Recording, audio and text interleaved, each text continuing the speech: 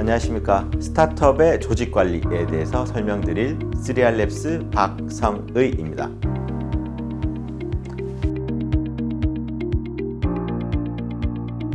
네, 오늘 스타트업의 조직 관리에 대해서 설명을 드릴 텐데요. 먼저 조직이라는 말 많이 들어보셨을 겁니다. 흔하게 하는 얘기고 조직, 조직 생활 좀 그렇죠? 네. 조직 사회 여러 가지 얘기 많이 하는데 이 회사에서 말하는 조직, 그 조직을 어떻게 관리할까에 대해서 오늘 주로 설명을 드리겠습니다. 오늘 강의를 위해서 여러 가지 자료를 찾아보다 보니까 저 어릴 때, 제가 이제 40대 조금 넘었습니다만 저 어릴 때 얘기하던 조직의 쓴맛이라는 엄청나게 무시무시한 어린이 서적이 있더라고요. 이렇게 초등학교 가서 이제 학교 다니는 이야기로 되어 있는데 조직의 쓴맛이라는 이미지를 제가 좀 찾아보려고 검색했더니 이런 말도 안 되는 이미지가 나왔습니다. 이런 정도로 설명을 드리고요. 조직 관리이니까 조직이 뭔지에 대해서 먼저 좀 설명을 드리고 시작하는 게 맞을 것 같습니다. 조직을 구성하는 거는 4가지가 있는데 첫 번째, 사람이 있어야 조직이 있는 거죠. 사람이 없으면 조직이라고 얘기할 수 없습니다. 그리고 업무, 누가 무슨 일을 하는지, 회사라고 모였으면 한 일들이 있잖아요.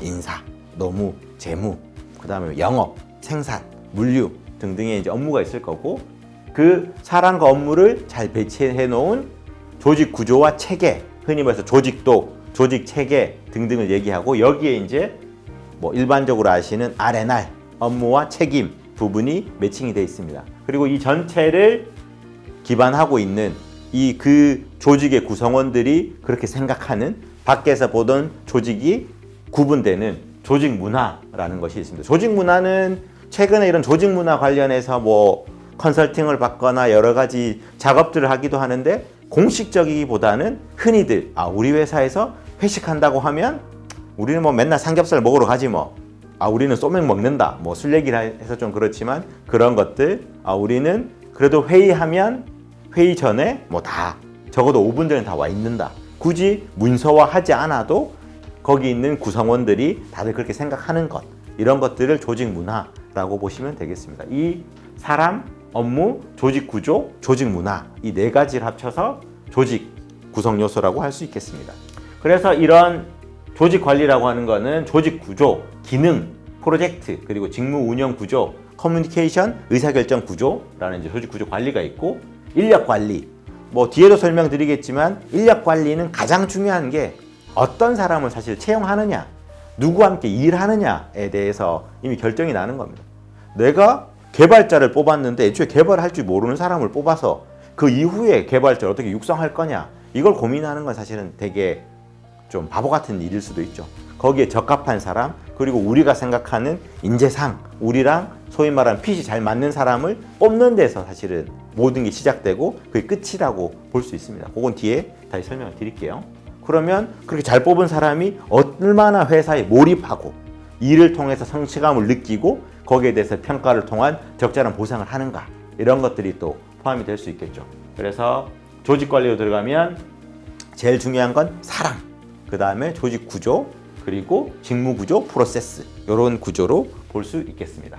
그래서 조직 관리 기법 여러 가지 많이 있는데, 요거는 그냥 참고용으로 린 이런 얘기들이 있고요. 그 다음에 이제 성과 모니터링을 위한 KPI는 뒤에 별도 챕터로 빼놨는데, KPI 하는데 KPI 중에 공통적으로 얘기하는 부분도 있고 다르게 얘기하시는 분도 있는데, 제가 생각하는 KPI에 대해서 중요한 부분과 좀 놓치기 쉬운 부분, 그리고 꼭 체크해야 될 부분, 이렇게 좀 분리해서 말씀드리도록 하겠습니다. 그리고 이제 목표 설정, 목표에 대해서 좀 오해하시는 부분들이 있는데, 너무나 당연한 건 목표가 아닐 수 있고요. 그리고 이상적인 목표, 그것도 목표가 아닙니다. 우리 흔히 말해서 이제 우리는 목표 중심 조직, 우리 목표 지향적이라고 하는 건 너무 당연한 겁니다. 조직이라고 모였으면 무언가 하기 위해 모인 거고, 그 목표를 달성하는 건 너무 당연한 거고, 모든 조직은 그건 공통적인 겁니다. 그리고 인재관리, 아까도 말했지만 사람이 제일 중요한데, 우리가 어떤 사람을 뽑아서 그들을 어떻게 육성하고 그들과의 어떤 관계, 그래서 흔히들 이런 조직에서 이 인재관리, 어떤 사람을 찾냐 하는 게 가장 잘 드러내는 게 승진 부분입니다. 고과 평가보다도 승진. 누가 그러면 직급이 올라가냐, 직책이 올라가냐를 보면 그 회사가 생각하는 인재가 누군가가 사실은 명확하게 드러나게 되죠. 혹시 이 그림 보신 적 있나요? 스타트업 희망편. 신속한 의사결정, 정부 지원, 스톡옵션, 그리고 수평적인 팀 문화. 뭐뭐님, 뭐뭐씨, 뭐 알파, 베타, 찰리, 찰스, 자유로운 출퇴근. 저는 내일 한 11시쯤 출근할게요. 그러면 되죠. 저는 내일 한 2시쯤 나갈게요. 혁신적인 제품. 이 모든 게 어우러져서 우리가 세상을 바꾸고 우리끼리 모여가지고 성장하고 또 좋은 사람 뽑고 이 멋진 스타트업. 그러나 조금 삐딱하면 어떻게 되냐? 페북에 중독된 CEO. 최근에 조금 줄었습니다만 페북에서만 일하는 대표님들이 사실은 꽤나 있었고요. 수평적인 조직 문화라고 얘기했지만 급한 일 생기면 에이 시키는 대로 해. 바쁜데 뭐 의견 이따 내고 일단 이거 하고 알았어 의견 알겠는데 일단 이거 하고 급할 땐 탑다운이 최고. 그리고 대기업이랑 미팅하면 뭔가 좀 이루어질 것 같은데 처음에 막 실무자 만나고 임원 만나고 어찌어찌 하다 보니까 이름만 대면 아는 대기업 사장님이랑 MOU 사진도 찍었는데 실제로 되는 건 없고 그 와중에 분명히 우리는 자유로운 출퇴근이라고 했지 출근하지 않아도 된다는 건 아니었는데 저 오늘은 그냥 집에서 근무하면 안 될까요? 일은 할 수 있는데 뭐 이런 식으로 막장 타는 직원들 생기죠. 이 모든 거에 사실은 기반은 돈벌이가 잘 안 된다는 거. 처음에 이러면 돈을 잘 벌 수 있어서 월급도 주고 뭐 대기업 얘기해도 우리 혼자 잘 살 수 있어요 라고 하는데 생각했던 것보다 돈이 잘 안 벌리는 거죠. 그래서 이런 무시무시한 상황이 연출됩니다. 뭐 이 이미지들을 많이 이것도 몇 년 된 거라서 보셨을 수도 있고 혹시나 이런 SNS나 뭐 인터넷을 잘 안 하시는 분들은 처음 보셨을 수도 있는데요. 이렇다. 뭐 본인의 현재 회사, 앞으로 만들 회사가 어떤지는 생각해 보시면 되겠죠. 그래서 스타트업의 조직 관리를 뭐 대략 한 5가지 파트 정도로 준비를 했는데요. 처음에는 이제 조직 구조와 R&R에 대해서 먼저 설명을 드리도록 하겠습니다. 뭐 흔히들 볼 수 있는 조직도죠. 이거는 한국조선해양기자재연구원에서 가져온 조직도입니다. 원장님 계시고 시험기관, 인증위원회, 인증책임자, 품질 책임자, 심사원 이렇게 되어 있고요. 뭐 또 다른데 조직도는 이거는 이제 세종산학협력단 쪽인데 산학협력단장, 연구사업단, 연구전략기획팀, 기술기획팀, 연구지원팀. 뭐 일반적으로 흔히 볼 수 있는 조직도 정도 됩니다. 요거는 이제 검색하다 보니까 이번에 이제 신한은행, 뭐 다들 아시는 그 신한은행 조직도인데 뭐 다 읽기도 어려운 고객상담센터, 디지털금융센터, 지역본부, 커뮤니티, 영업점 안에 영업그룹, 그룹, 부문 등등등등등등 엄청나게 많은 조직이 있고 제가 뭐 여기는 안 다녀봤는데 여기 들어가면 부서장 이름 외우는 것만 해도 한나절 이상 걸릴 것 같습니다. 그리고 이거는 한국전기연구원이라는 거에 조직도고요. 요거는 대부분 이런 업무에 따라서 기능에 따라서 조직도를 이렇게 그리게 됩니다. 뭐 여기 창업하시는 앞으로 하실 분들도 이 정도 조직 사이즈가 될 때까지 되시길 바라면서 상대적으로 좀 복잡한 조직들을 몇 개 가져왔고요. 요 아까 한국조선해양기자재연구원 들어가면 업무 부장표가 있습니다. 각각 부서가 있으면 그 부서에서 무슨 일 하는지, 인증심사위원회는 뭘 하는지, 인증책임자는 뭘 하는지, 인증관리 담당자, 인증심사원, 품질 책임자는 각각 어떤 업무를 하는지를 사실 정해놨습니다. 이게 R&R인 겁니다. 밑도 끝도 없이 어떤 일이 떨어졌을 때 그걸 누가 하냐 그걸 고민하고 있으면 안 되는 거죠. 기본적으로 어떤 업무가 있으면 담당자가 존재하고 그 부서에서 전체적으로 마무리하는 이런 프로세스가 되는 거고 만약에 기존 조직 업무 분장이 없는 새로운 업무가 생기면 그거를 누가 할지는 사실은 논의에 의해서 하거나 뭐 인접에 의해서 하거나 사실은 회사에서 룰 세팅을 해놓습니다. 그래도 포괄적으로 대외적인 업무가 발생하는 거는 A 부서에서, 내부적인 이슈가 발생한 거는 B 부서에서, 혹시나 정말로 그 어디에도 속하지 않는다면 흔히 말하는 기획팀, 전략팀 같은 이제 대표이사 직할의 전략기획부서에서 1차 정리를 한 다음에 담당 부서를 매칭해주는 이런 형태로 되고 있습니다. 요거는 이제 모시 공무원 조직의 업무 분장인데, 요거는 사람 기준으로 딱 매칭이 돼 있죠. 지방행정사무관 뭐뭐뭐시의 조직문화팀 업무 총괄, 그 다음에 지방행정주사 뭐뭐뭐시는 조직문화 개선, 운영 수립 개선, 이렇게 해서 각각의 업무들을 다 쪼개놨습니다. 이게 쉽게 말해서 R&R, 조직이 있고 그 조직의 구성원이 있고 그 각각의 사람들이 무슨 일을 하는지를 정리해놨다, 이렇게 보시면 되겠습니다. 요거는 또 다른 데에 이제 조직관리팀 업무 내용이 되어 있고요. 실질적으로 여기 대직자라고 되어 있는 거는 휴가도 가시고 휴무도 하셔야 되잖아요. A라는 사람이 담당하는 업무가 있고 B라는 사람이 담당하는 업무가 사실은 대부분 겹치지 않게 떨어져 있습니다. 어떤 조직은 이 정도로 겹치게 설계하는 경우도 있고요. 어떤 데는 아예 정부로 해서 같은 업무를 두 명이 흔히 말해 사수, 부사수로 하는 경우도 있고, 이렇게 떨어져 있는 경우는 이 사람이 부재했을 때 대체자를 미리 선정해 놓습니다. 그렇게 하지 않으면 갑자기 누군가 이탈했거나 누군가 일을 갑자기 그만두거나 갑자기 뭐 사고가 발생했을 때 누가 그 일을 할 거냐, 이런 사실은 논의가 발생할 수 있잖아요. 딱 정해져 있습니다. 누가 비면 대체 업무는 누가 한다, 이렇게 사인까지 받아서 정리를 해놓고 하고 있죠. 그걸 해놓지 않으면 이게 생깁니다. 이거 한번 읽어보시겠어요? 이거 제 업무 아닌데요, 이런 얘기 나옵니다. 흔히 말해서 이게 딱 칸을 나눠놨는데 내 칸에 들어오면 짜증나고 힘들고 내가 바빠도 그냥 하면 돼요. 근데 중간에 걸친 업무들이 있습니다.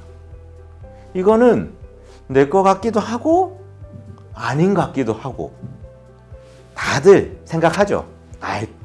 우리 직원들은 다 솔선수범해서 그거는 대표님 생각이고, 전혀 그러지 않습니다.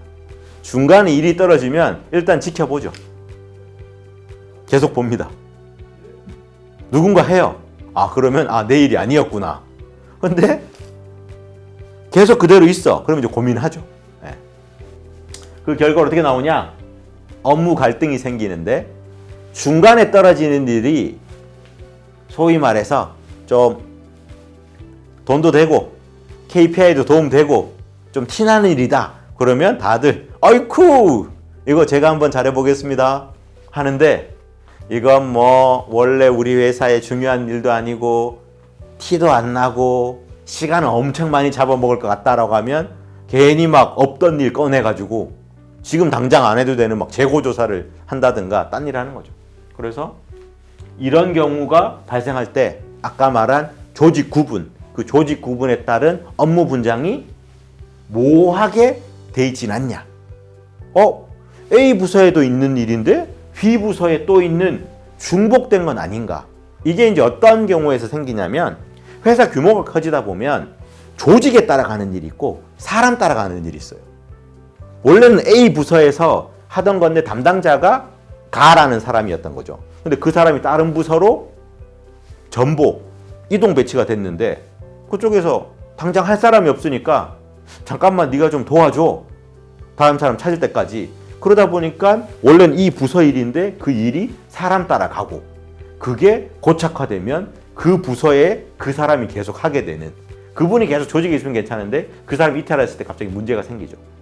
이럴 일이 없을 것 같지만 생각보다 다 뜯어놓고 보면 중복으로 배치하는 경우가 있습니다. 그리고 업무 협조, 이 업무 협조 부분은 참 뭐라고 이제 이 강의 부분에 얘기하기는 어려운데, 이게 이제 제가 뭐 컨설팅이나 이런 데 가서 인터뷰를 해보면 흔히 말하는 대표님하고 이제 임원급의 얘기와 중간 관리자, 팀장 얘기와 실무진 얘기가 다 다릅니다. 대표님들은 항상 얘기하죠. 저희는 뭐 직원들이 막 자기들끼리 막 모여가지고 뭐 회의하고 막 생각하는데, 실제로는 무슨 회의냐? 이거 우리 일 아닌데요. 저번에 이거 했으니까 이번에는 B팀에서 좀 하셔야지. 맨날 자기는 칼퇴하면서 이런 회의하고 있는 겁니다. 협의를 하는 게 아니라 서로 밀어내기. 실무진은 어떻게 하냐? 팀장님이 싸우고 돌아올 때까지 그냥 기다리고 있는 거죠. 오셨어? 아니요. 분위기 어때? 고성이 오가고 있습니다. 뭐 이런 상황인 거죠. 그리고 요거는 제가 회사 다닐 때 특히 이제 신입에 가까운 직원들한테 꼭 하는 질문이 있습니다. 신입 직원이에요. 분명히 옆에 이제 자기 사수, 과장이 시킨 일을 하고 있습니다. 근데 갑자기 생뚱맞게 상무님이 와가지고 박성희 씨 이거 좀 처리해 주세요 라고 하면 제가 그 직원한테 물어보죠. 무슨 일부터 먼저 해야 돼요? 그러면 이제 직원들 대부분 바보가 아니니까 상무님이 시킨 일 해야죠. 그러면 아 너는 큰일 나겠구나. 정답은 뭐라고요? 과장님한테 얘기하면 됩니다. 과장님, 상무님이 갑자기 이거 하라고 하시는데요. 그게 정답이에요. 그게 보고라는 겁니다. 갑자기 내가 하고 있는데 새로운 일이 생겼으면 상급자한테 보고해야죠. 다만 그건 사원급일 때. 대리 과장 정도 되면 자기가 이제 판단해야죠. 아, 요거 상무님 거 먼저 하고 과장님 일 비비면 될지. 아, 이건 일단 과장님 일 쳐내고 상무님 일 하면 될지. 그 정도 되지만 사원은 1차 보고 정도 됩니다. 그거를 이제 뭉개고 있으면 나중에 난리 나죠. 그리고 두 번째, KPI. KPI. 핵심 성과 지표. Key Performance Indicator. 이거 중에 뭐가 제일 중요한 말일까요? KPI 중에. 뭐 조금 판단이 다를 수 있습니다. 저는 퍼포먼스라고 생각합니다. KPI 중에. 키, 퍼포먼스 중에 키가 되는 거. 그러니까 퍼포먼스가 있어야 키가 되는 거를 판단할 수 있죠. 인디케이터는 지표. 우리가 퍼포먼스가 뭐가 중요한지를 정했으면 그걸 어떻게 측정할지는 그 뒤에 따라오는 겁니다. 그래서 우리가 어떤 일을 중요하게 판단할지, 우리 회사에서 뭐가 중요한 일인지, 도대체 무엇이 중요한지를 판단하는 게 KPI 되겠습니다. 그래서 뭐 KPI가 너무나 당연하다라고 생각하시는 분도 있고 굳이 KPI를 그렇게 거창하게 짜야 되냐라는 분이 있는데 뭐 간단한 조사 결과가 있어서 KPI가 있어서 측정을 관리하는 조직과 측정을 관리하지 않았던 조직의 이제 성과 차이, 산업의 리더, 뭐 3년간 ROI 뭐 엄청 잘한 거 기준으로 보면 압도적으로 성과 관리, KPI 관리를 한 조직이 성과가 높게 나타나더라. 그래서 결론은 필요하다. KPI는 필요합니다. 다만 엄한 KPI가 필요한 건 아니고 제대로 된 우리 회사의 매출, BM, 우리가 원하는 가치에 맞는 퍼포먼스가 뭔지를 정확히 찝어낸 KPI가 필요한 거죠. KPI라는 용어만 없었지 다들 숫자로 관리를 했습니다. 그게 좀 있어 보이게 KPI, MBO, 요즘 혹은 또 OKR. OKR에 대해서는 잘 하시면 됩니다. 속성은 똑같아요. 그래서 KPI 지표가 여러 가지가 있는데 투입 KPI, 실질적으로 얼마만큼 리소스를 때려 넣어야 되냐. 그리고 과정 활동, 뭐 저는 이게 이제 개인적으로 KPI 성격이 제일 맞다고 생각을 하는데 어떻게 우리가 그 일이 이루어지기 전에 제대로 오늘 제가 이렇게 강의를 위해서 촬영을 한다고 하면 촬영 장비는 잘 세팅이 되어 있는지, 조명, 카메라 배터리는 잘 되어 있는지, 마이크에는 문제가 없는지 사실은 사전에 다 체크를 해놔야 되는 거죠. 그리고 산출 KPI, 흔히 말하는 매출. 그래가지고 네가 쎄 빠지게 해서 얼마 벌었냐고. 그래서 얼마 버셨냐고요. 이게 제일 핵심이죠. 그러니까 목표 관리라고 얘기하는데 매출만 얘기하면 내가 막 100번 찾아가서 연락했는데 성과가 없을 수도 있고 그냥 그쪽에서 먼저 연락 와가지고 계약이 체결되는 경우도 있죠. 매출로만 놓고 보면 100번 한 건 헛방이에요. 왜? 매출 빵이니까. 그거를 이 과정 활동 KPI에서 꼭 잡아줘야 됩니다. 이 부분은 꼭 기억해 주세요. 활동을 했냐 안 했냐는 꼭 측정을 해줘야 됩니다. 에이, 공부 했든 안 했든 성적이 제일 중요하지. 맞죠? 근데 제때 공부했냐, 학교는 갔냐, 수업 시간 안 자고 앉아 있었냐도 체크해줘야 된다는 거예요. 그래서 최종적으로 그 결과로 우리 회사가 그냥 인지도가 쭉쭉쭉 산업 내에서 탑5 탑3 우리가 이제 탑 오브 마인드 브랜드력이 쭉쭉 올라갔는데 이런 결과에 의한 요 4가지로 볼 수 있겠고요. 뭐 흔히 말해서 영업부서의 KPI, 매출 목표, 영업이익률, 꼭 매출 목표를 줬으면 이익률을 같이 줘야 됩니다. 설마 그럴까 했는데 매출 목표만 주면 영마진으로 밀어내도 돼요. 100원짜리를 10원에 팔아도 상관없는 겁니다. 영업이익률 안 따지면. 매출을 줄 때는 마진율도 꼭 줘야 됩니다. 너무 과도하게 줘서 이거를 간섭할 정도가 아니라고 하면 기본적으로 영업조직의 매출 목표와 마진 목표는 같이 있어야 됩니다.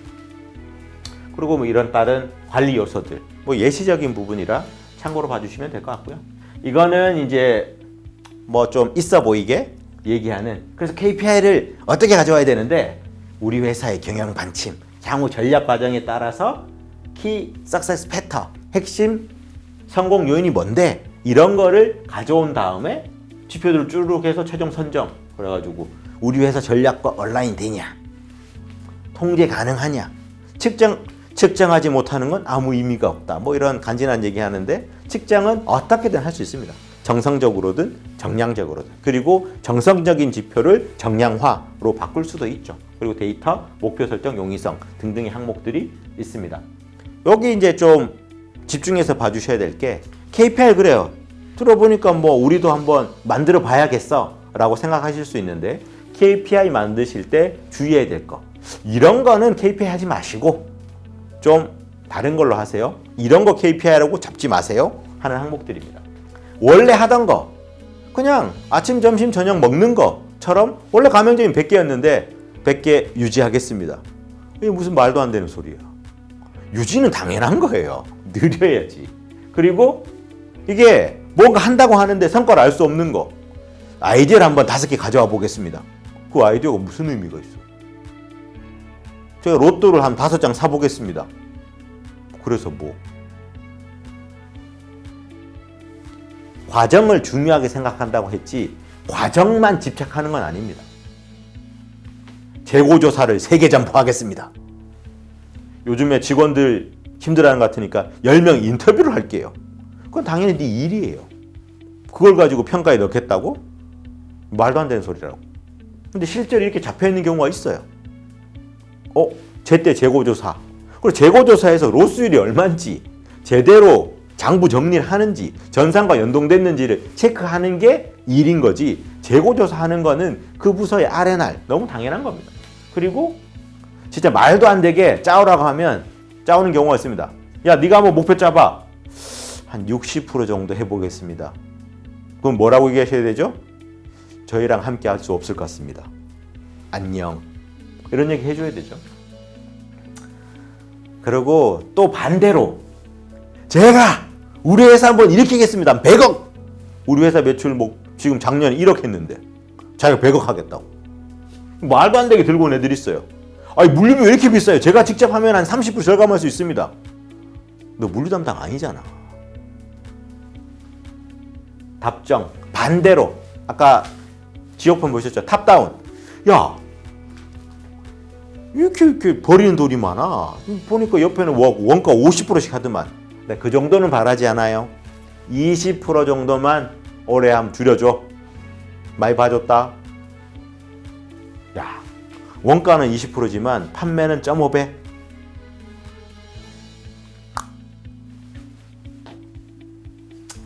진짜 좋은 건데 저걸 왜 지금 얘기하고 있는지 모르는 것들.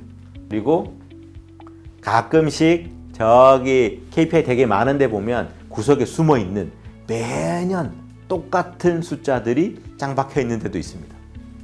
인건 비율 30%, 내년에도 30%, 올해도 30%. 그런 말도 안 되는 숫자를 짱 박아놓은 데가 있습니다. 뭐 처음에는 이렇게 드러나진 않지만 조금씩 지나고 나다 보면 기존에 있는 KPI를 바탕으로, 작년 걸 바탕으로 올해 설계하고 올해 걸 바탕으로 내년 하다 보면 뭔가 대부분 사실은 좀 개선되고 비용은 절감되는 형태로 가는데, 똑같이 잡혀있는 애들도 숨어 있습니다. 그런 것도 잘 잡아서 해결해 주셔야 되죠. 네, 이번에는 조직 문화에 대해서 한번 얘기해 보겠습니다. 조직의 쓴맛 대부분 여기서 나온 얘기죠. 이런 거 혹시 기지개 운동 장난 아닙니다. 기, 지, 개 먼저 보는 사람이 인사합니다. 상대방의 계산과 생각을 존중합니다. 이것만 해도 배치되죠.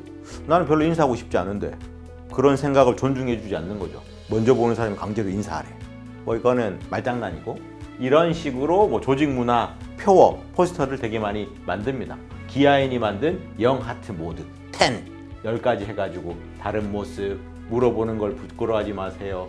스마트하게 일하고 제때 퇴근하세요. 이런 거 꼭 써놓습니다. 할까 말까 고민될 땐 주저 말고 시작하세요. 현실은 물어봐야지. 밑에 써있죠. 지금 하지 못한 것을 후회하게 됩니다. 아니요. 한 거를 크게 후회하게 됩니다. 대부분의 경우. 이런 식으로 좋은 말들 되게 써놨어요. 현실은 아까 제가 말씀드렸잖아요. 리더와 직원 간의 인식 차이.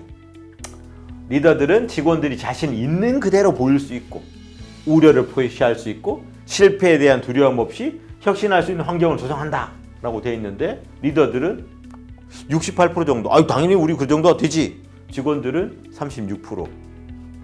글쎄요.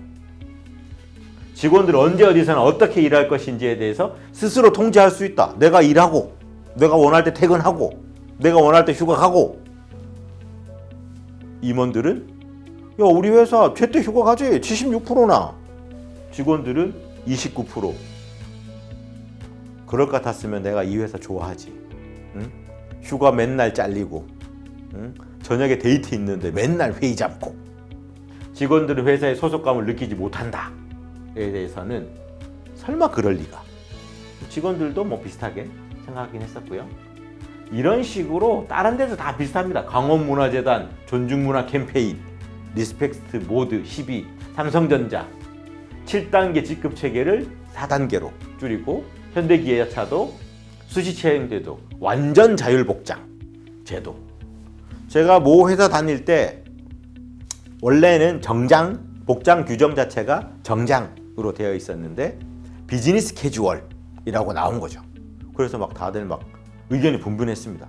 야, 비즈니스 캐주얼이면 그 면바지에 뭐 이렇게 티 입으면 되는 거 아니야?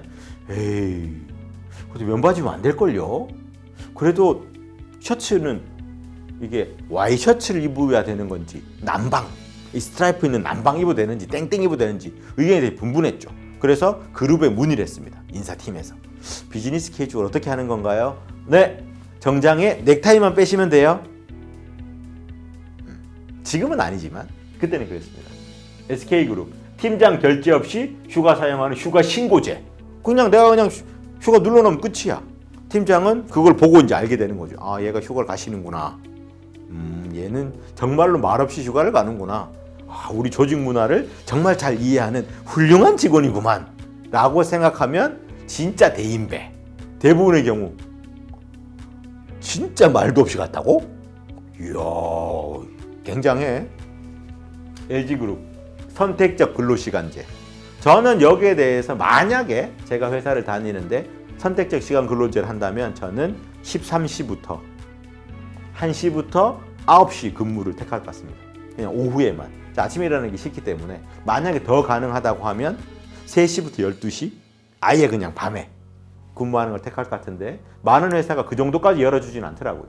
선택적 근무하는 게 대충 보니까 9시, 10시, 11시 정도 출근에 고르거나 예전에 삼성에서 7사 근무제 지금도 일부는 하고 있고 많이 없어진 걸로 알고 있는데 7시 출근해서 4시 퇴근하는 거를 할 수 있게 해줬죠. 뭐 그런 식으로 최대한 조금씩은 겹치게 설계를 했었는데 이렇게 그러면 강제한다고 그 분위기가 되냐? 이렇게 되는 거죠. 아, 저희는 뭐 서로 존중하고 각자 알아서 일하고 빡시게 일하고 휴가 알아서 가고. 현실은 뭐야? 박대리 어디 갔어? 에? 휴가 신청했네? 이런 상황 되는 거죠. 익숙하죠? 잠깐 사이 잊으신 거 아니죠? 좋은 조직 문화가 되면 이렇게 됩니다. 아름답게 각자 알아서 잘 일하고. 현실은 저런 훌륭한 조직 문화를 갖추려고 노력하더라도 이런 게 나오는 거죠. 유명한 조직 문화 사례라고 이제 기사가 있어서 이게 이제 뭐 어니스트 펀드에서 나오는 거. 첫 번째, 휴가를 다녀올 때 선물을 사오지 않는다. 특히 이제 해외여행을 요즘에 자주 가니까 꼭 뭐라도 사와요. 조그만한 거를. 나는 별 생각 없었는데 먹은 게 있으니까 안 사오기 어렵고 뭐 이렇게 되는 거죠. 의사결정은 수직적으로, 소통은 수평적으로, 논의는 사실에 기반해서. 이 2번은 사실은 되게 중요한 얘기예요. 수평적 조직 구조라고 해서 모든 걸 다 수평적으로 한다고 의사결정도 맨날 다수결로 해요. 그거를 얘기하는 건 아닙니다. 의견을 자율적으로 개진하고 의사결정을 누군가 내리고 책임을 져야죠. 다 그냥 아주 신입사원부터 뭐 회장님까지 다 100명이 앉아가지고 막 어떻게 하면 좋을까요? 각자 의견을 얘기해 보시죠. 우리는 정말 수평적으로 소통하는 회사야. 제가 볼 때는 그 전에 망했을 겁니다. 제가 이런 말 하면 안 되지만 그렇게 수평적으로 해서 그렇게 된다? 특수산업군은 되겠지만 변화가 빠르고 경쟁이 심한 곳에서는 쉽지 않은 얘기일 겁니다. 이런 식으로 좋은 자리 얘기들이 많이 있고요. 배달의 민족 제일 유명한 거 12시 1분은 12시가 아니다. 9시 1분은 9시가 아니다. 뭐 이런 얘기 했었고요. 여기도 똑같이 실행은 수직적, 문화는 수평적. 근데 여기에 대해서 사실 조금 더 가면 결국에는 수직적으로 하기 때문에 수평적인 게 쉽지 않죠. 왜? 좋은 쪽으로는 저렇게 되지만 내가 아무리 의견을 내 반대 의견을 피가 토하도록 이렇게 하면 안 된다고요. 안 된다고. 절대 된다고. 그래. 결정은 내가. 사실은 그게 룰이니까 할 말은 없어요. 그럼 내가 내 의견 냈으니까 속 시원? 아니죠. 더 열받는 거지. 말이라도 그냥 막아놨으면 그냥 에이 그래 마음대로 해라 할 텐데 얘기하라며. 의견 내라며.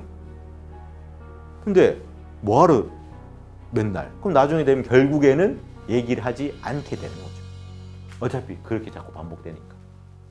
우리는 한 팀입니다. 오픈된 커뮤니케이션을 합니다. 이런 걸 사실은 잘 봐야 되는 거죠. 오픈 커뮤니케이션이 뭔가? 뭐 다 같이 얘기하는 거겠죠. 조직 문화에 대해서는 누구를 잡고 물어봐도 신입사원, 뭐 진짜 오래 있는 회장님, 뭐 CEO, 뭐 흔히 말하는 이제 그룹사의 임원 다 물어봐도 똑같이 얘기합니다. 자기 일 딱 하고 자기 얘기하고 서로 의견 경청하고 싸울 땐 싸우고 의사결정되면 빡시게 일하고 쫙 쉬고 모두가 똑같은데 왜 다들 우리 회사 진짜 김 부장 왜 이럴까 생각해 보시면 됩니다. 그 모든 게 선언적으로 되는 거냐? 절대 아니라는 거죠. 흔히 말해서 모범을 보여줘야 되고 실제로 의견을 내라고 했으면 그 의견을 최대한 반영하는 척 그 이상을 해야 되는 겁니다.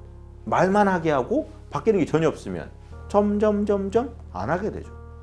결국 나만 이상한 사람 되는데 핏대 해봐야 의미 없는 겁니다. 중요한 거니까 제일 마지막에 사람. 이거는 뭐 긴 얘기 필요 없이 아주 좋은 글이 있어서 그대로 따왔습니다. 하나씩 읽어보시면 기가 막힐 겁니다. 우리 회사에 쓸만한 인재가 없는 경우 이유. 이거는 규모하고 상관없습니다. 한 명 있는 회사나 한 명은 나니까 뭐 그 정도는 아니겠죠. 둘만 있어도 얘기합니다. 일할 사람이 없어. 채용하려고 하면 사람이 없어. 그 막 몇만 명씩 10만 명씩 있는 회사들도 왜 맨날 채용을 할까요? 일할 사람이 없어요. 우리 회사에 쓸만한 인재가 없는 이유. 이거에 대해서는 이제 시소컴퍼니 대표님이 쓰신 글을 제가 가져왔는데요. 그냥 대충 뽑는 거예요. 채용 공고 냈어. 지원자가 있어. 왜 지원했어? 그래 뭐 면접은 봐야 되니까 봐. 합격. 그런 다음에 막상 일하다가 쟤 왜 저래? 그럼 면접 때 걸렀어야죠. 무작정 뽑아놓고 이상한 애라고 자꾸 뭐라 합니다. 이건 경력직에 좀 드러나는 부분인데요. 안 알려줌. 경력이 막 10년이고 막 팀장인데 알아서 다 하는 거 아니야? 알아서 어떻게 해. 회의실 비번을 안 알려주는데 내가 회의를 어떻게 하냐고. 메일이랑 비번이랑 공용 폴더가 뭔지 와이파이 비번을 알려줘야 내가 일을 할 거 아니야. 그냥 아무것도 안 알려줘요. 사람이 왔는데 야 우리는 그래도 뭐 이렇게 하고 회식하면 이렇게 하고 회의 때는 이렇게 되고 보통 의사결정은 뭐 이렇게 되고 기본적인 거는 알려줘야 됩니다. 보통 회사가 이제 뭐 OJT 혹은 이제 뭐 신규 입사자 교육 이런 형태를 하긴 하는데 그거를 안 하는 데도 많아요. 아유, 대단한 분 오셨는데 우리가 감히, 물론 비아냥도 일부 있고 애초에 그런 문화 관리 프로세스가 없는 거죠. 신규 입사자 오면 그냥 덩그러니 있는 거예요. 지금 저를 이렇게 불러놨으면 슛을 줘야 제가 얘기를 할 거 아닙니까? 그런 거 없이 서로 이렇게 대치 상태로 있는 거죠. 한 1분 지난 다음에 신호 안 주시나요? 시작한다고 하시면 시작하는데 촬영 중이었어요. 이런 느낌이라고 생각하면 돼요. 잘 한번 생각해 보세요. 알려줬는지. 이력서를 채용을 하면 받잖아요. 이력서 없이 뽑는 경우는 없습니다. 정말 그냥 아는 사람 뽑더라도 나중에라도 받지. 이력서 설명서예요. 나는 어디에 어떤 일을 얼마나 했는지를 쭉쭉쭉쭉 써놨단 말이에요. 그러면 이 사람은 B2B 영업을 잘하는구만. 이 사람은 이런 개발 언어를 쓸 수 있구만. 이런 사이트를 만들었네. 라는 게 이력서에 다 써있단 말이죠. 근데 그거 하나도 안 보고 그냥 면접 들어가가지고 보지도 않고 일반하고 연결돼 있어요. 대충. 그럼 뭐 개발자도 없는데 뭐 개발자로 지어놨으니까 하시죠. 그런 다음에 또 뭐? 뽑는 거죠. 앱 개발자를 뽑으면서 이력서에 DB로 돼 있는 사람을 뽑으면 지원한 사람도 이상하긴 하지만 그 사람은 자기가 배워서 할 수 있다고 생각했겠지. 애초에 걸렀어요. 제가 회사를 여러 군데 옮겼습니다만 가자마자 출근과 동시에 회의 불러가서 오늘부터 박 팀장님이 이거 하시면 돼요. USB에 담아서 줍니다. 이따가 노트북 받으면 이거 꽂아서 보시면 돼요. 봤더니 24기가야. 동영상 아니고 문서 파일만 24기가. 그리고 내 일이래. 기분이 어떻다? 사인하기 전에 나가야 되나? 지금이면 기록이 안 남을 텐데 고민하게 됩니다.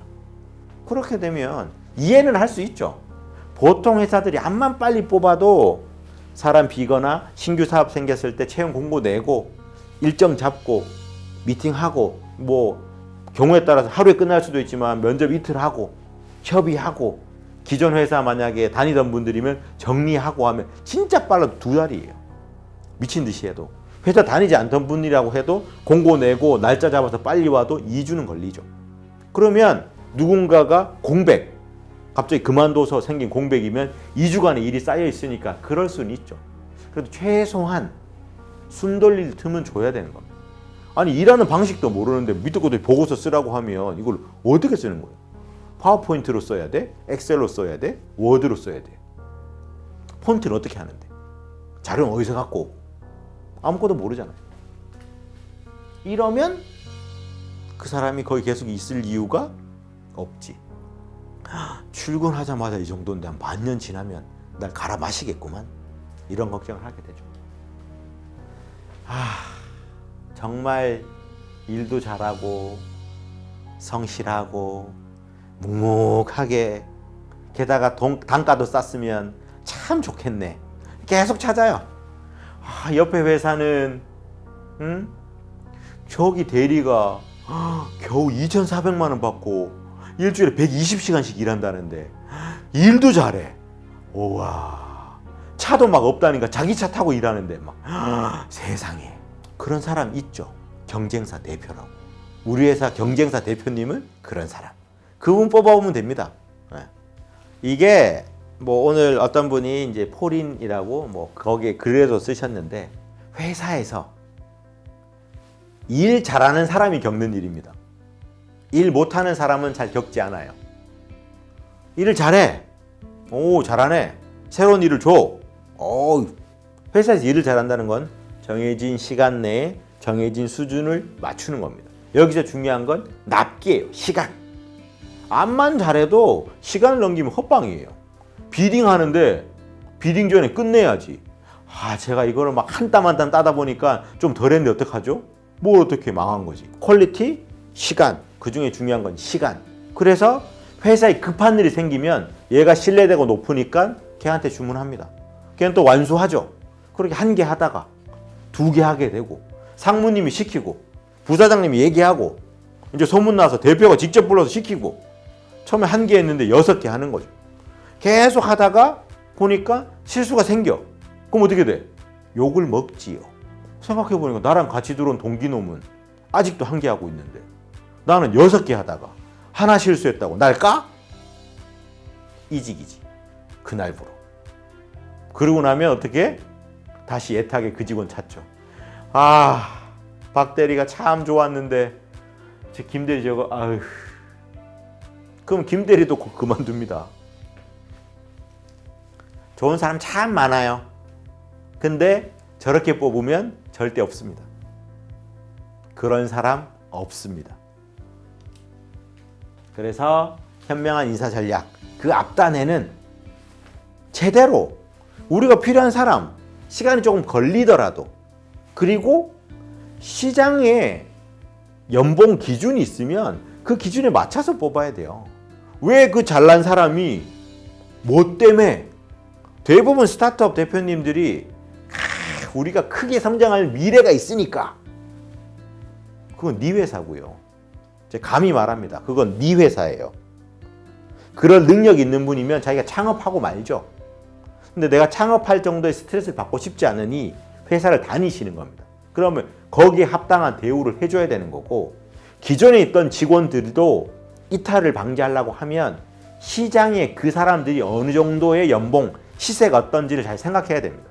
지금 이 대리가 3천만 원 받고 일하고 있는데 시장에 다 5천만 원이에요.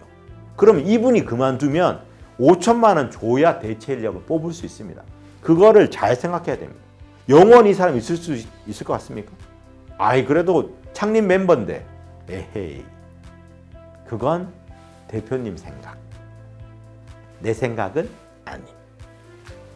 자, 이제 진짜 마지막 스타트업의 조직 관리에 대해서 뭐 나름의 생각, 그리고 뭐 일부 팁에 대해서 설명을 드리겠습니다. 뭐 제가 엄청나게 뭐 전지전능한 사람도 아니고, 저도 회사를 여러 군데 다녔고, 그리고 지금 이제 소소하게 사업하고 있는 사람인데, 이런 정도를 참고하시면 좋겠다라는 의견 정도로 생각해 주시면 될 것 같고요. 모 이제 교육 사이트에 인사 조직 관리에 들어있는 항목들인 겁니다. 인사 관리 기본, 종합, 업무 능력, 평가 및 급여, 하여튼 뭐 되게 많아요. 근데 이거 뭐 언제 다 하냐? 언젠간 해야겠지만 지금 신경 쓸 건 아닙니다. 꼭 챙겨야 될 거, 특히 스타트업 준비하시는 분이나 지금 초기에 있는 분들, 이거 안 하시는 분이 생각보다 많아요. 월급은 주고 있는데 계약을 안 한 분, 저는 대표님도 봤고 직원도 봤어요. 그래가지고 어떻게 사인은 했어? 무슨 사인이요? 아니, 입사를 했으면 계약서 썼을 거 아니야. 안 했는데. 그럼 월급 아직 안 받고 있어? 아니, 월급 석 달째 받고 있는데요? 그게 무슨 소리? 실제로 있습니다. 그리고 취업규칙 잘 알려주셔야 돼요. 취업규칙은 법적 규정입니다. 잘 보이는 곳에 노출돼 있어야 돼요. 직원들이 언제나 볼 수 있어야 되고, 그렇기 때문에 직원들이 못 봤다는 말이 성립이 안 돼야 돼요. 인터넷, 내부 인트라넷이 있으면 거기에도 잘 보이는 데 게시되어 있어야 되고, 보통은 휴게실이나 사무실 한켠에 출력본도 있어야 됩니다. 취업규칙은 바뀔 때 직원들 동의를 다 받아야 돼요. 수기 서명을. 그거 모르고 그냥 막 바꾸시는 분들이 있습니다. 철컹철컹. 스톡옵션 말로만 하는 사람 되게 많아요. 아이, 뭐 이번에 뭐 오면 한 5% 드리죠. 써서 주세요. 아이, 우리 사이 그거 써서 줘야 돼? 좀 안 쓰면 뭘 믿고. 그리고 이것저것 저것 다 말로 하는데 아닙니다. 문서화, 계약서, 날인. 회사 대 회사지만 회사와 구성원도 계약관계예요. 명확하게 계약서를 챙겨주셔야 됩니다. 특히 이거 아닌 것 같죠? 잘 한번 보세요. 올해 거 새로 썼나? 입사할 때 한번 쓰고 그 날짜에 분명히 2019년에서 2019년 12월 31일까지 돼 있으면 올해 또 써야 돼요. 그게 귀찮으시면 애초에 10년 쓰시든가. 그러면 내보내고 싶을 때 못 내보내요. 그래서 매년 쓰는 거예요, 매년. 그리고 인원 기준으로 얘기를 하면요. 처음에 창업했을 때 앞에 설명했던 거 다 필요 없습니다. 초기 창업할 때 대부분 아는 분들, 거의 뭐 공동 창업 혹은 일부 아는 친구, 동생, 후배, 선배 해서 할 거잖아요. 각자 그냥 보이는 일 다 쳐내면 돼요. 쟤 지금 오늘 밤새가지고 자빠져 있네? 그럼 내가 하면 되지. 쓰레기 청소? 지금 안 바쁜 사람이 하면 되고 다 같이 모여서 하면 돼요. 다만 그래도 회사니까 야 그래도 우리 오전에는 나오자. 꼭 뭐 9시 나와야 되냐? 그건 아니에요. 굳이 출퇴근 시간 밀릴 필요 없이 우리는 그냥 11시 출근, 7시 퇴근 해도 됩니다. 출퇴근 시간 피해서. 호칭. 이 부분을 나중에 정하면 문제가 되는 게 처음에 자기들끼리 계속 반말하다가 어느 날 갑자기 저희도 이제 님자 호칭을 쓰도록 하겠습니다. 그러면 신규 입사자들은 님님 하는데 원래 있던 사람들끼리는 야 누구야? 얘 형, 누나, 오빠 이러고 있어요. 그러면 그 자체로 넘을 수 없는 벽, 기존 인력, 고인물, 신규 인력 갈라지는 거예요. 완전히. 처음부터 호칭 정도는 정해줄 필요가 있습니다. C로 할지. 자, 영어 이름 부른다고 수평적이냐? 아니에요. 그렇지만 낯뜨겁더라도 우리가 어떻게 서로 부를지 친구였지만 회사는 다른 것. 구분해내는 겁니다. 크게 맨날 얘기하죠. 야, 너 좀 SNS 좀 하고 하니까 네 마케터. CMO. 야, 내가 그래도 좀 돈 냈으니까 CEO. 얘가 원래부터 맨날 총무했잖아. CFO. 그럼 난 뭐해? 그럼 뭐 네 COO 해. 그럼 뭔데? 다 하는 거지. 이렇게 그냥 가르는 거죠. 대부분 그렇게 갑니다. 아닌 것 같다고요. 잘 한번 생각해 보세요. 이제 10명 되면 좀 애매해지죠.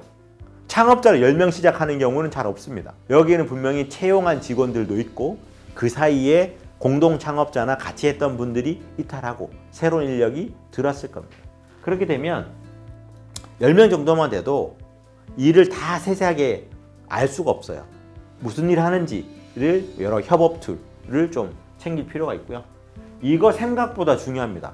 같은 회사 내에서는 파일명을 어떻게 쓸지 이걸 정해놔야 돼요. 누군가는 그냥 뭐 가나다 순을 쓰고 누구는 ABC 순을 쓰고 누구는 날짜 앞에 쓰고 누구는 뒤에 쓰고 이런 것들이 있단 말이에요. 특히나 진행 중, 종료, 보관 파일 이런 거를 다 맞춰서 써줘야 됩니다. 그리고 인원이 많아졌으니까 당연히 업무 보고 그리고 공유, 양식 우리는 요 양식에 맞춰서 업무를 기록하고 업로드한다. 그리고 회의체 이 회의체라는 게 우리가 어떤 회의를 언제 어떤 사람이 참석해서 어떤 주제로 하는지 자 흔히 말해 주간회의, 월간회의 매주 월요일날 주간회의 한다. 그때 뭐 하는데? 각자 자기 업무 얘기하는 거 그럼 뭐하러 회의해? 업무만 얘기하는데 그냥 파일 공유하면 되지. 그때 아젠다를 정해놔야 되는 거고 월간회의 때는 실적 체크 매월 우리가 목표로 잡은 걸 잘 도달하고 있는지 KPI에 따른 실적 체크하고 거기에 대한 부진 사항에 대해서 대응책을 빠르게 얘기하는 거 이런 식의 회의체를 정리할 필요가 있고요. 이제 15명 정도 되면 대표가 혼자 하기에는 이미 너무 커졌습니다. 중간 관리자가 있어야 돼요. 정기 업무 공유 미팅 이거는 이제 대표가 개개인 직원들 다 못하니까 대표하고 관리자 미팅하고 각 관리자 소위 팀장들이 팀원이랑 미팅하는 형태로 좀 분리할 필요가 있고요. 이 두 개를 자꾸 헷갈리시는데 업무 보고는 그냥 일방적으로 얘기하면 끝이에요. 저 이거 했어요. 이거 했고 돈 얼마 필요하고 이거 좀 문제 생길 것 같으니까 지원 필요해요. 회의 야 우리가 이번에 비딩 들어가는데 무슨 아이디어로 할까? 이번에 우리가 촬영하는데 어떤 컨셉으로 할지 한번 얘기해보자. 두 개는 전혀 다른 거예요. 근데 이거 업무 보고 하다가 갑자기 그거 잘 안 됐어요. 좋은 방법 없나? 그거 한번 얘기해보죠. 이러면 똥밥 되는 거예요. 분리해야 돼요. 분리. 이미 망한 것과 새로운 거는 따로 망한 거는 대응을 해야 되는 거고 새로운 거는 계획을 짜야 되는 거예요. 그리고 이때쯤 되면 그래도 입퇴사가 꽤 있습니다. 15명이 계속 있는 게 아니라 14명 됐다가 16명 됐다가 15명 됐다가 왔다 갔다 한단 말이에요. 그러면 그 사람이 했던 일을 잘 차곡차곡 쌓아서 새로 오는 사람 혹은 인수인계자에게 정리를 해줘야 됩니다. 그래서 파일 정리가 그 전부터 잘 돼 있어야 되는 거죠. R&R 정리도 돼 있어야 되고, 중간 보고를 통한 피드백 체계, 일을 한 번에 정리하는 게 아니라 잘 되고 있는지 끊어서 정리해 줘야 됩니다. 시킨 거 다 끝난 다음에 그거 잘 됐죠? 그거 문제 생겨가지고요. 그거 얘기를 안 해. 안 물어봤잖아요. 이러면 망. 우린 안 그래요? 아니요. 지금 그러고 있을걸요? 그냥 아까 말한 주간 회의체에 그걸 하든가, 그거 아니더라도 중간 단계, 아예 처음에 프로젝트가 2달짜리였다고 하면 10일 단위로 이슈사항을 보고하는 프로세스를 만들면 됩니다. 이제 30명 꼭 이 정도 규모까지 가주시기 바랍니다. 30명이면 사실은 스타트업 기준으로 되게 큰 회사예요. 사실 어마어마합니다. 말이 30명이지. 진짜 많은 거예요. 이쯤 되면 제대로 된 팀이 짜져야 됩니다. 그리고 업무 현황을 공유하기 위한 대시보드가 별도로 필요해요. 그냥 파일 공유하고 양식 붙이고 이런 정도 레벨은 넘어섰습니다. 이때 되면 진짜 채용을 다시 한번 싹 정리할 필요가 있습니다. 그때까지만 하더라도 좀 급하고 빨리빨리 아는 사람 중에 괜찮았던 애 드디어 한번 땡겨오고 투자 받아서 채용 좀 하고 이렇게 가져왔으면 이제는 진짜 회사, 우리 회사 인재상, 면접은 어떻게 하고 면접 질문 어떻게 할 건지, 연봉 체계는 어떻게 짤 건지, 이때 됐을 때 이제 생기는 문제가 처음부터 함께 했지만 연차와 역량이 조금 모자라는 자, 그리고 우리가 지금 중요한 일을 하기 위해서 하이 클래스의 경력직, 이들의 사실은 간극을 어떻게 맞춰줄까가 사실은 제일 고비예요. 요 앞단을 있긴 하지만 이쯤 됐을 때가 막 외부에서 흔히 말하는 C레벨, 막 부사장 이렇게 뽑아올 때거든요. 대표이상이나 회사 입장에서 그게 맞다는 거는 모두가 다 인지합니다. 근데 내가 이때까지 팀장으로서 대표 밑에 마케팅에 내가 다 총괄했는데 갑자기 CMO가 내 위로 와. 누가 기분 좋겠어요? 그걸 잘 설득하든가, 별도 보상을 하든가, 아니면 설득시켜서 내보내든가. 무조건 내보내는 게 아니라 명확하게 얘기를 해야 됩니다. 지금 우리 회사 이 정도 규모가 됐고 너의 역량 수준은 우리가 합의한 바로 이 정도밖에 안 돼. 그 밑에서 팀장으로 같이 배우는 게 어떨까? 저는 그렇게 못할 것 같습니다. 그러면 충분한 보상, 이때까지 고생했으니까 내가 그러면 이 정도 돈을 줄게. 이게 맞는 거지. 그냥 밑도 끝도 없이 얘는 내보내고 싶고 돈 주긴 싫고 위에 그냥 계속 넣는 거예요. 일은 자꾸 빼고. 그럼 나중에 말 나오는 거지. 그럼 평판이 결국 안 좋아지는 거예요. 그리고 정보 공개 공유 범위, 이쯤 되면은 모두가 모든 내용을 다 알면 좋고 몰라도 되는 내용들이 있습니다. 흔히 말해서 이제 뭐 요즘에는 최대한 데이터를 공유하는 게 그런 거라서 월별로 이제 대표가 나와가지고 회사 실적도 얘기하고 뭐 투자 유치가 어떻게 되고 있는지를 쭉쭉쭉쭉 얘기하고 있는데 그걸 어디까지 할지를 사전에 정해놔야 됩니다. 알면 좋은 것과 굳이 알 필요 없는 것. 그리고 중간 관리자나 협업 조율 담당자를 좀 세팅하면 좋고요. 요거는 이제 그냥 팁으로 갖고 온 건데요. 이 입사자 안내, 아까 조직 문화 쪽인 건데 제가 요청해서 말씀드리고 갖고 왔는데 본보이지라고 AI 회사인데 여기서 말하는 룰입니다. 제가 그냥 하나씩 볼게요. 룰이 뭐냐? 룰은 최소한으로 한다. 폐기될 수도 있다. 두 번째, 비용. 제일 중요한 건 시간. 돈으로 시간을 살 수 있으면 산다. 협업. 내가 해서 다른 사람 시간 아낄 수 있으면 한다. 나도 1시간, 니도 1시간 걸리는 거면 사실 굳이 협업할 필요가 없는 거죠. 내가 하면 1시간인데 네가 하면 하루 걸리는 거면 내가 하는 게 맞다는 거예요. 호칭, 님, 이건 뭐 모두 다 얘기하죠. 존댓말. 그리고 대표가 아무리 바빠 보여도 언제든지 대표한테 얘기해라. 룰로 그냥 써놓은 거예요. 도구, 각자 자기 좋아하는 거 쓰는데 공용으로 쓰는 도구, 아까 말한 협업 툴이나 이런 거 얘기하는 거고요. 세미나, 언제든지 열고 참석한다. 그리고 출퇴근, 이거는 주당 40시간, 10시 출근, 7시 퇴근이 기본이고 1시간 이상 늦게 출근하거나 일찍 퇴근하는 경우에는 얘기하고 한다. 저 내일 1시간 늦게 나올게요. 오늘 좀 일찍 갈게요. 혹은 전날, 내일 언제 혹은 며칠 전에 얘기하는 거죠. 재택근무, 집이나 카페에서 일해도 된다. 그 대신 일주일에 한 번 정도 아예 세팅을 해놓은 거예요. 갑자기 이런 말 없이. 그리고 입사 초기에는 후기를 써라. 재택근무했으면 일 어떻게 했는지. 좀 지나고 나면 안 써도 된다. 이런 것까지 디테일하게 써놨죠.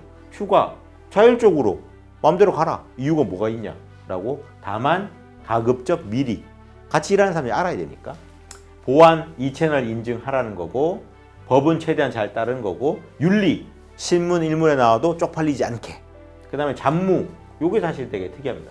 각자 매주 30분 이하의 잡무를 한다. 뭐 청소를 하든지 음료를 하든지 과자 관리를 하든지. 그리고 여기 쿠팡이라고 대로 써놨는데, 쿠팡 공용 계정으로 필요한 걸 사는데 퀄리티를 써놨어요. 가성비는 하겐다즈 수준 그 이상은 안 된다. 그리고 크리넥스 이하도 안 된다.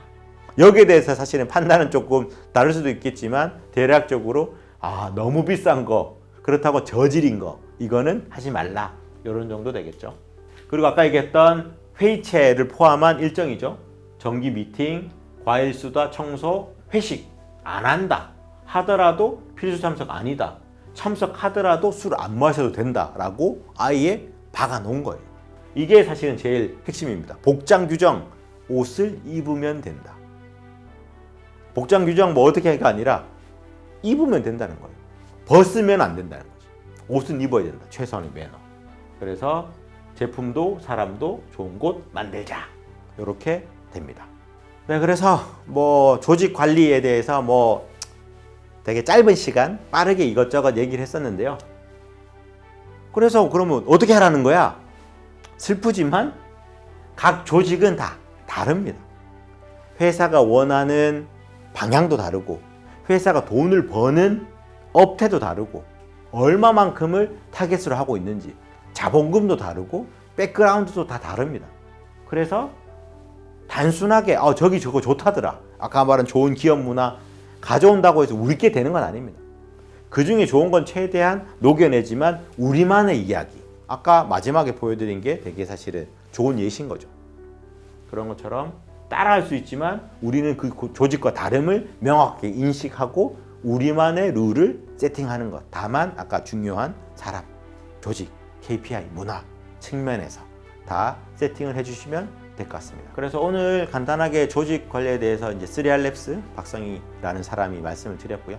혹시나 궁금한 점이 있다고 하면 여기로 mcr@3rlabs.com으로 메일을 주시면 제가 아는 선에서는 답변을 드릴 수 있도록 하겠습니다.